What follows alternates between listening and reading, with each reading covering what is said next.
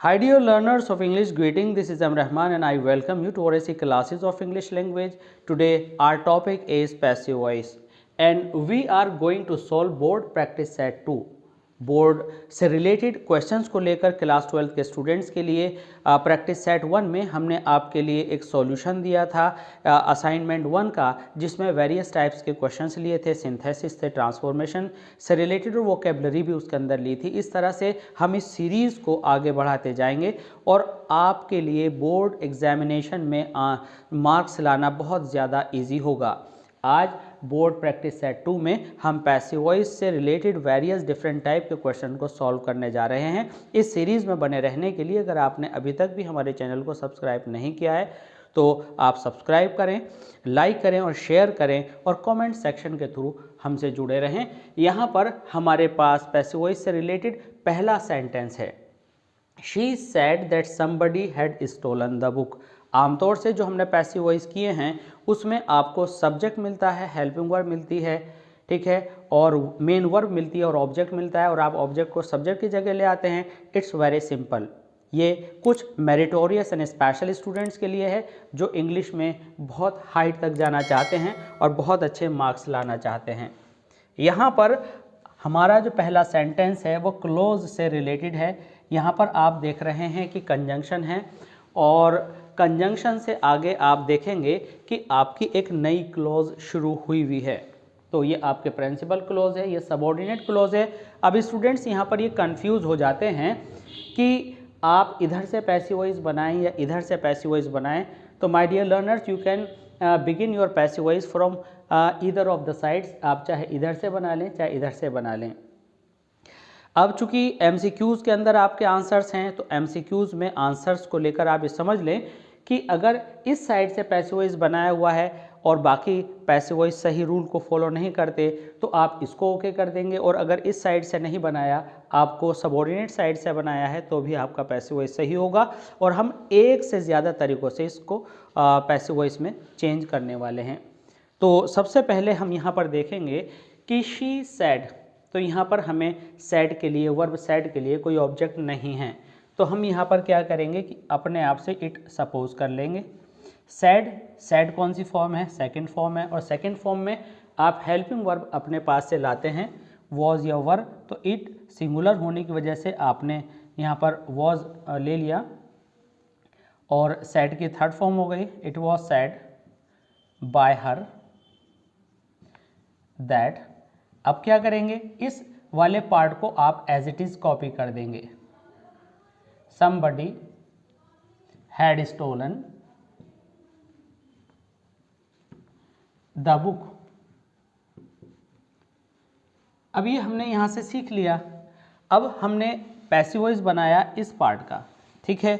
अब हम passive voice बनाएंगे इस पार्ट का, और जब हम इस पार्ट का पैसिव वॉइस बनाएंगे तो इसको ग्रीन कलर से बनाएंगे ताकि आपको अच्छे से समझ आ जाए। तो जब हम इस पार्ट का पैसिव वॉइस बनाएंगे तो आप क्या करेंगे कि पहले पार्ट को एज इट इज़ कॉपी कर लेंगे, यानी प्रिंसिपल क्लोज को एज इट इज़ लिख देंगे। शी सेड, कंजंक्शन भी आप लिख लेंगे दैट। इसके बाद समबडी आपका सब्जेक्ट हुआ और इस द बुक जो है आपका ऑब्जेक्ट हुआ। तो ऑब्जेक्ट आप सब्जेक्ट की जगह पर ले आए, द बुक, और हेड के साथ आप बीन लगाते हैं। स्टोलन आपकी थर्ड फॉर्म है ही, और बाय समबडी, और बाय समबडी आप लगाएं या ना लगाएं इससे कोई फ़र्क नहीं पड़ता है। तो आपके यहाँ पर आप देखेंगे कि दो आंसर्स हैं, ये भी सही है और ये भी सही है। तो आपको यहाँ पर 2 वेज से आंसर लाना आपने सीख लिया, ताकि ऑप्शन में अगर एनी वन ऑफ दिस 2 आ जाए तो आप उसको ओके कर सकें। इसके बाद हमारे पास नेक्स्ट क्वेश्चन है और इस क्वेश्चन को हम सॉल्व करने वाले हैं। Please do not let him go anywhere. तो यहाँ पर हमें एक नई चीज़ लेट दिखाई दी। अब तक क्या होता है कि नॉर्मल पैसिव वॉइस जो होते हैं उसमें हम लेट पैसिव वॉइस में लगाते हैं, लेकिन लेट अब की बार हमें कहाँ लगा हुआ मिल गया? एक्टिव वॉइस में। तो हमें कुछ नहीं करना, सिर्फ एक बात याद रखिए कि अगर प्लीज़ या काइंडली लगा हुआ आ जाए तो आपको simply you are requested to, और अगर डू नॉट लगा हुआ आ गया तो नॉट टू लगाना है। तो यहाँ पर हमें क्या लगाना है? Not to. अगर अफर्मेटिव है यानी पॉजिटिव है तो आप टू लगाते और डू नॉट आने पर नॉट टू। अगर इस डू की जगह आपका नेवर आता है तो आप क्या करते हैं, आप यहाँ पर जो डू है और नॉट है यहाँ नॉट टू न लगा करके नेवर टू करते हैं, और अगर ऑलवेज आ जाता है तो ऑलवेज टू करते हैं। ये आपने याद रखना होता है। और इसके बाद ये आपकी first form to let him go anywhere, ये आपका सॉल्यूशन निकल आया। इसके बाद अब हम चलेंगे क्वेश्चन नंबर 3 पर। क्वेश्चन नंबर 3 कहता है let me teach you peacefully. यहाँ पर हम देखेंगे कि लेट बीच में था और यहाँ पर लेट बिगिनिंग में आ गया। तो ऐसे सेंटेंस में आपको बहुत ज़्यादा सोचने की ज़रूरत नहीं है, और अगर रूल्स को बारीकी से समझना है और लेट का जो रूल है उससे रिलेटेड जितने एग्जाम्पल्स हैं अगर वो आप सीखना चाहते हैं तो हम आपको डिस्क्रिप्शन बॉक्स में लिंक दे देंगे, वहाँ से आप इम्पेरेटिव के पैसिव वॉइस को डिटेल में समझ सकते हैं।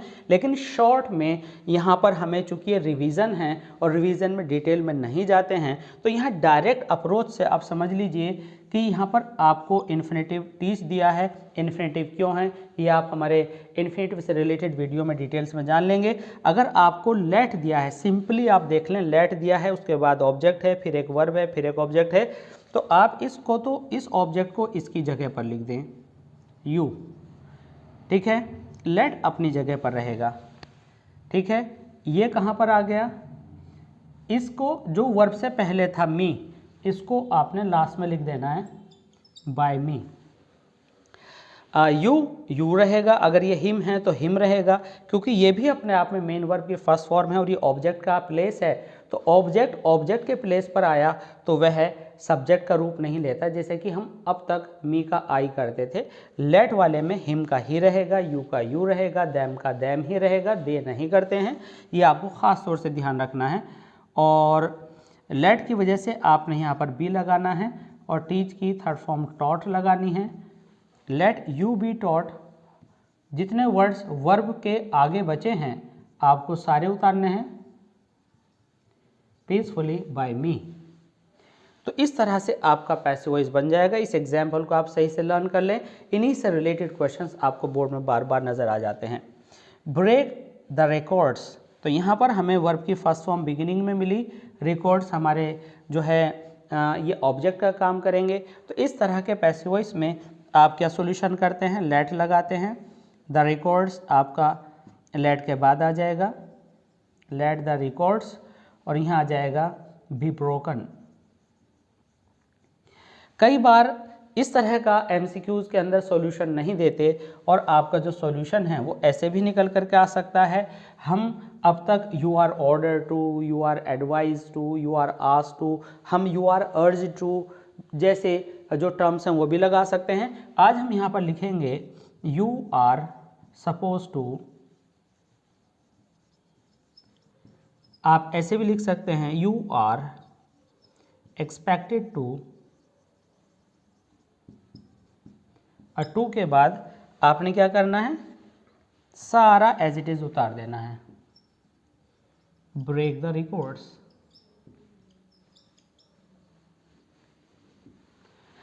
अब एग्जामिनेशन में अगर सब्जेक्टिव है आपका एग्जाम तो आप any one of these answers लिख सकते हैं वहाँ पर, ओके। अगर आपको ऑप्शन दिया है तो आप यह याद रखिए, इस पर डाउट नहीं करेंगे, ये भी सही होगा, ये भी सही होगा, और ये सिंपल वे जो ट्रेडिशनल मेथड है पैसिव वॉइस में चेंज करने का, ये भी सही होगा। अब हम चलेंगे, एग्जाम्पल नंबर 5 है allow him to teach Sumit, Amit and Sulekha. सबसे पहले हम देखेंगे कि हमारे पास वर्ब क्या है। वर्ब बिगिनिंग में आई है। जब भी वर्ब पहला वर्ड हो सेंटेंस का तो ये मान लीजिए कि वह इम्पेरेटिव सेंटेंस है। अगर बिगिनिंग में डू नॉट दिया है, नेवर दिया है, ऑलवेज दिया है और आगे वर्ब है, वर्ब के बीच में कोई नाउन या प्रोनाउन नहीं है, तो समझ लीजिए कि वह इम्पेरेटिव सेंटेंस है। तो हमें सेंटेंस कितना भी बड़ा सही उस पर ध्यान नहीं देना है, आपको केवल 2 वर्ड्स पर ध्यान देना है। पहला वर्ड है आपकी वर्ब जो कि फर्स्ट फॉर्म है, दूसरा है आपका ऑब्जेक्ट। तो आपको सिंपल सा एक रूल अप्लाई करना है और वह रूल होगा कि आप लिखेंगे लेट, लेट के बाद आपका ऑब्जेक्ट हिम आएगा। अभी हमने थोड़ा टाइम पहले आपको बताया था कि अगर आपका ऑब्जेक्ट हिम है तो हिम हमेशा वर्ब से पहले आता है ऑब्जेक्ट, और लेट का बाद का जो प्लेस है वो भी ऑब्जेक्ट है। तो जब ऑब्जेक्ट ऑब्जेक्ट की जगह पर आता है तो वह ही नहीं बनता, ऑब्जेक्ट का ऑब्जेक्ट ही रहता है। और इसके बाद आपने बी लगाना है, अलाउड करना है, लेट हिम बी अलाउड, ठीक है, और सारा कॉपी कर देना है। टू टीच, जितना भी आपका सुलेखा तक लिखा हुआ है आपने सारा कॉपी कर देना है। ये आपका यहाँ पर सॉल्यूशन हुआ। इसके बाद आप देखेंगे कि इम्पेरेटिव सेंटेंस में इम्पेरेटिव से हटकर हमने यहाँ पर एक अलग तरह का सेंटेंस लिया है जो कि इन्फिनेटिव बेस्ड है। इन्फिनेटिव बेस्ड सेंटेंस में जब आप पैसिव वॉइस बनाते हैं, अगर आपको टू के साथ फर्स्ट फॉर्म दिया हुआ है तो आप to be plus third form करते हैं, चाहे वह ऑट के बाद लगा हो, चाहे हैव के बाद लगा हो, हैज़ के बाद लगा हो, is are am was were के बाद लगा हो। तो आपने क्या करना है, यहाँ पर देखना है कि आपकी वर्ब क्या है। यहाँ पर प्रिंसिपल वर्ब के तौर पर यहाँ पर हैव दिया गया है, यहाँ पर आपका इन्फिनेटिव दिया गया है, ठीक है। न्यू स्टेप्स, यहाँ पर आपको इस इन्फिनेटिव का ऑब्जेक्ट यहाँ पर दिया गया है। तो सब्जेक्ट होने की वजह से इम्पेरेटिव तो ये हुआ नहीं, तो आप क्या करेंगे कि इन्फिनेटिव का जो ऑब्जेक्ट है उसे आप कहाँ पर लाएंगे, यहाँ लाएंगे, न्यू स्टेप्स। अगर हैव के साथ आपकी थर्ड फॉर्म होती है तो आप हैव के बाद बीन लगाते हैं। Has, have, had, will have, shall have के बाद अगर आपको वर्ब की थर्ड फॉर्म दी जाती है तो आप बीन एक्स्ट्रा वर्ड लगाते हैं, और अगर टू लगा है तो आप बी लगाएंगे। तो न्यू स्टेप्स, आई के लिए भी हैव था, तो यहाँ पर आप देखेंगे कि स्टेप्स के लिए भी हैव, आपने हैव लगाया। टू बी टेकन बाय मी।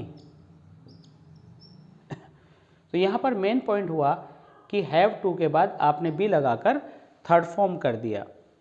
इसके बाद हम आते हैं सेवन्थ एग्जाम्पल पर, सेवन्थ एग्जाम्पल, और इसके बाद ये आ जाएगा आपका एट्थ। तो सेवन्थ एग्जाम्पल क्या कहता है, write an article and a letter. तो आप देख रहे हैं कि यहाँ पर जो नया है वो केवल जो आपका ऑब्जेक्ट है वो आर्टिकल नहीं है, लेटर भी जुड़ा हुआ है।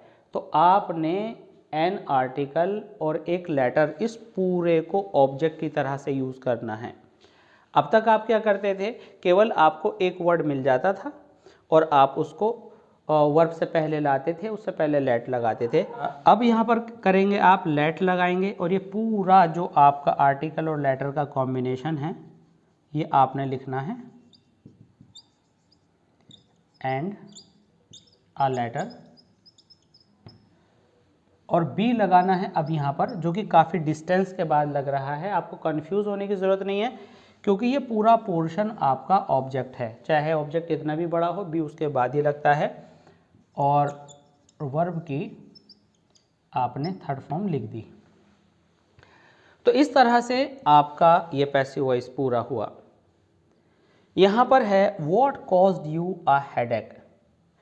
अब हेडेक से पहले आपको ए लगाना होता है। तो यहाँ पर हम देख रहे हैं इस पैसिव वॉइस में कि सब्जेक्ट क्या है। तो सब्जेक्ट है यहाँ पर आपका व्हाट, कॉज्ड आ गया, यू है आपका ऑब्जेक्ट। जब आपका क्वेश्चन वर्ड सब्जेक्ट का काम करता है तो सब्जेक्ट की वजह से प्रीपोजिशन बाय या जो भी रिलेटेड प्रीपोजिशन है वो सब्जेक्ट के साथ आती है। जैसे आप ही का हिम करते हैं तो बाय हिम करते थे। अगर क्वेश्चन वर्ड आपका सब्जेक्ट है तो प्रीपोजिशन आपके उस क्वेश्चन वर्ड के साथ आएगी, और चूंकि वो क्वेश्चन वर्ड भी है इसलिए वो बिगिनिंग में लिखा जाएगा। तो जो वर्ब के बाद है तो वह तो आ गया आपका, ये पहले आ गया, कॉज्ड आपका बाद में चला गया, क्योंकि जो व्हाट है आपका सब्जेक्ट है तो सब्जेक्ट की वजह से आपको प्रीपोजिशन लगाना पड़ेगा और क्वेश्चन वर्ड होने की वजह से बिगिनिंग में लगाना पड़ेगा। तो आपका बन जाएगा बाय व्हाट। अब चूंकि व्हाट क्वेश्चन वर्ड है इसलिए आपको हेल्पिंग वर्ब भी यहीं लगानी पड़ेगी जो टेंस के बारे में बताती है। तो आपने क्या बनाया, बाय व्हाट इसको साफ क्लीन लिख देते हैं, by what were you caused a headache. यहाँ भी क्वेश्चन मार्क आएगा। तो क्या सीखा हमने, एक बार फिर समझ लेते हैं। What caused you a headache, तो व्हाट ने कॉज किया यू को अ हेडेक, तो यहाँ पर जो व्हाट हुआ सब्जेक्ट, सब्जेक्ट की वजह से यहाँ बाय लगा, और क्वेश्चन वर्ड होने की वजह से ये बाय के साथ बिगिनिंग में लगा, और चूंकि ये क्वेश्चन वर्ड है इसलिए हेल्पिंग वर्ब इसके जस्ट आफ्टर आएगी। जो आपका यू ऑब्जेक्ट था ये पहले आ गया, और जो कॉज था पीछे आ गया, और रेस्ट ऑफ द सेंटेंस हमने कॉपी कर लिया। तो कोई भी सेंटेंस जिसके अंदर जो क्वेश्चन वर्ड है अगर वो सब्जेक्ट का काम करता है तो आपको उससे रिलेटेड प्रेपोजिशन यहीं पर लगानी होगी, और ये आपका जो सेंटेंस है ये उसके लिए रूल का काम करेगा। अब एग्जाम्पल नंबर 9 में आप देख रहे हैं व्हाट विल यू वांट। हम एक बार फिर सबसे पहले वर्ब का पता लगाएंगे, तो वर्ब हमें मिला वांट। अब यहाँ पर वांट से पहले एक प्रोनाउन दिया है यू, यू कौन का आंसर दे रहा है, तो जो कौन का आंसर देता है वह सब्जेक्ट होता है, तो ये सब्जेक्ट हो गया। तो इसका मतलब ये हुआ कि यू बाय यू बन जाएगा पीछे जाकर।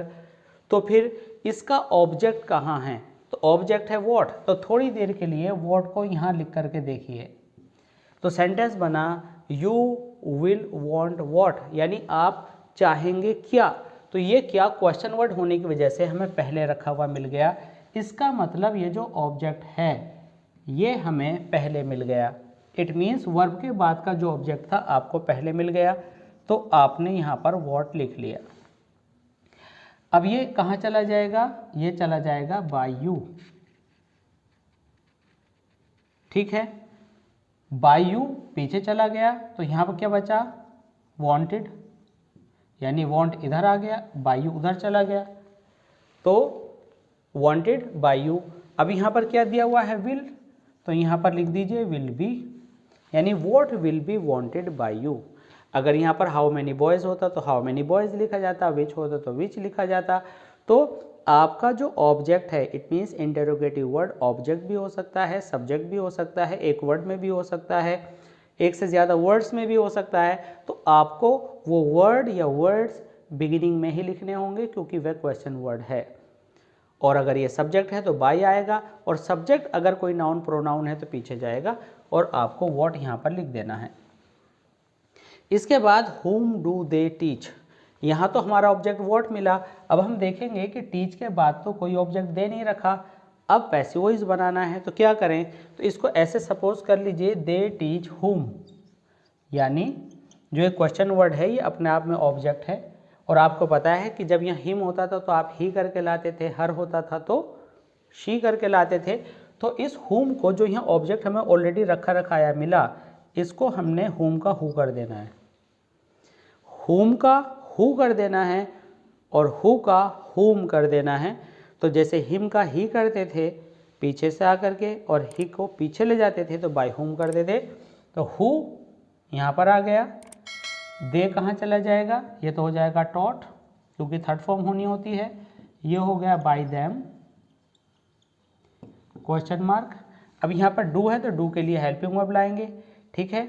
और हमारा जो यहाँ पर ऑब्जेक्ट था वो हु के रूप में पहला आ गया, तो यहाँ हो जाएगा who is taught by them, क्योंकि डू डज वाले इज में चेंज हो जाते हैं। हुम का आपने यहाँ पर हु कर लिया, दे यहाँ से पीछे जा चुका है, ठीक है, इस तरह से समझ लीजिए। और टीच की थर्ड फॉर्म टॉट हो गई, तो ये इसका आपका पैसिव वॉइस यहाँ पर आई थिंक क्लियर हो गया होगा। तो ये जो हमने कॉम्प्लिकेटेड क्वेश्चंस लिए हैं, इसी तरह से कॉम्प्लेक्स, कंपाउंड, डिग्रीज, सभी टॉपिक्स पर हमने कवरेज करने की कोशिश की है, और बोर्ड प्रैक्टिस सेट के जो अपकमिंग वीडियोस हैं वो इन टॉपिक्स पर मिलेंगे। यहाँ तक कि आप इस बोर्ड प्रैक्टिस सीरीज़ में, बोर्ड प्रैक्टिस सेट्स में वोकेबलरी भी लर्न कर सकते हैं। तो इसके लिए चैनल को ज़रूर सब्सक्राइब करें ताकि नोटिफिकेशंस आपको मिलती रहें, और नोटिफिकेशंस लेने के लिए आप बेल आइकन को ज़रूर हिट कीजिएगा। हु क्रिएट्स प्रॉब्लम्स, अब यहाँ पर देखिए हु सब्जेक्ट है, जैसे व्हाट पिछले सेंटेंस में सब्जेक्ट था, यहाँ पर दोनों हमने ऑब्जेक्ट पढ़े, हु सब्जेक्ट है, तो यहाँ पर कर देंगे आप बाय हुम। हमारा ऑब्जेक्ट क्या है, जो प्रॉब्लम्स है वो ऑब्जेक्ट है। तो अब हम क्या करेंगे, ऑब्जेक्ट को हम पहले ले आएंगे, क्या, प्रॉब्लम्स, जैसा कि हमेशा करते आए हैं कि वर्ब के बाद का जो नाउन या प्रोनाउन है उसे पहले ले आए। क्रिएट्स का क्रिएटेड हो गया। अब बाय होम, अब ये प्रॉब्लम प्लूरल है तो यहाँ पर प्रेजेंट इंडेफिनिट होने की वजह से आप आर लगा देंगे। तो हु सब्जेक्ट है, प्रॉब्लम्स ऑब्जेक्ट है, तो ऑब्जेक्ट हमेशा वर्ब से पहले आता है, हम ले आए। वर्ब को हमने पीछे ले जाकर थर्ड फॉर्म कर दिया। हु का बाय हुम कर दिया। बाय इसलिए लगाया क्योंकि ये सब्जेक्ट है, बिगिनिंग में इसलिए लगाया क्योंकि क्वेश्चन वर्ड है, और क्वेश्चन वर्ड आती है हेल्पिंग वर्ब ज़रूर लगती है, वो लगती है आने वाले ऑब्जेक्ट जो कि अपने आप में यहाँ सब्जेक्ट है के अनुसार। इसके बाद she has stolen not only money. अभी हमने एक हैज़ टू वाला एग्जाम्पल किया था, तो वहाँ पर हैज़ टू होने की वजह से हैज़ टू बी के साथ थर्ड फॉर्म की थी, यहाँ पर हैज़ के साथ थर्ड फॉर्म है, तो हैज़ प्लस थर्ड फॉर्म में आपने बीन करना होता है।